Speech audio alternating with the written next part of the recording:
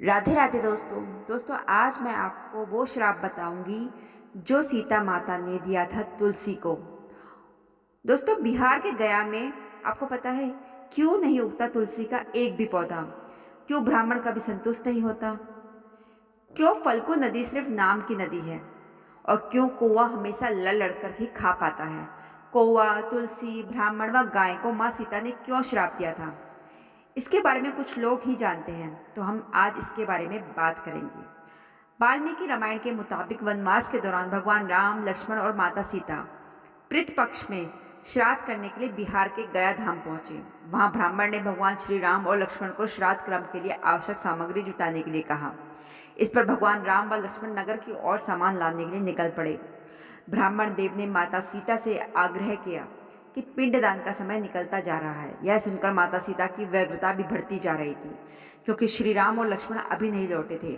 इसी दौरान दशरथ जी की आत्मा ने उन्हें आभास कराया कि पिंडदान का वक्त बीता जा रहा है। यह जानकर माता सीता असमंजस्य में पड़ गई। तब माता सीता ने समय के महत्व को समझते हुए यह निर्णय लिया कि वह स्वयं अपने ससुर राजा दशरथ जी का पिंडदान करेंगी।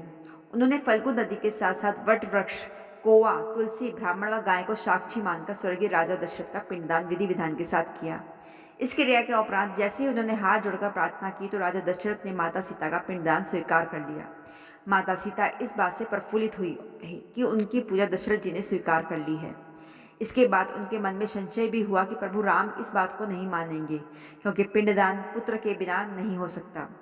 थोड़ी देर बाद भगवान राम और लक्ष्मण सामग्री लेकर आए और पिंडदान के विषय में पूछा। था माता सीता ने कहा कि समय निकल जाने के कारण उन्होंने स्वयं पिंडदान कर दिया। प्रभु राम को इस बात का विश्वास नहीं हो रहा था कि बिना पुत्र और बिना सामग्री के पिंडदान कैसे संपन्न और स्वीकार हो सकता है।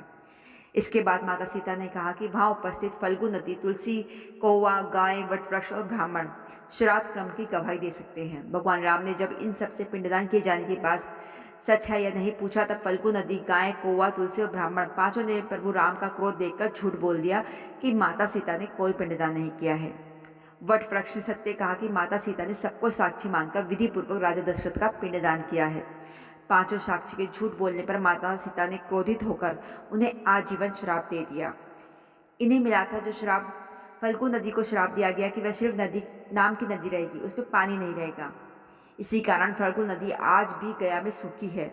गाय को श्राप दिया कि गाय पूजनीय होकर भी सिर्फ उसके पिछले पिछले हिस्से की पूजा की जाएगी और गाय को खाने के लिए दर बदर भटकना पड़ेगा। आज भी हिंदू धर्म में गाय के सिर्फ पिछले हिस्से की पूजा की जाती है। माता सीता ने ब्राह्मण को कभी भी संतुष्ट न होने और कितना भी मिले उसकी दरिद्रता हमेशा बनी रहेगी का श्राप दिया।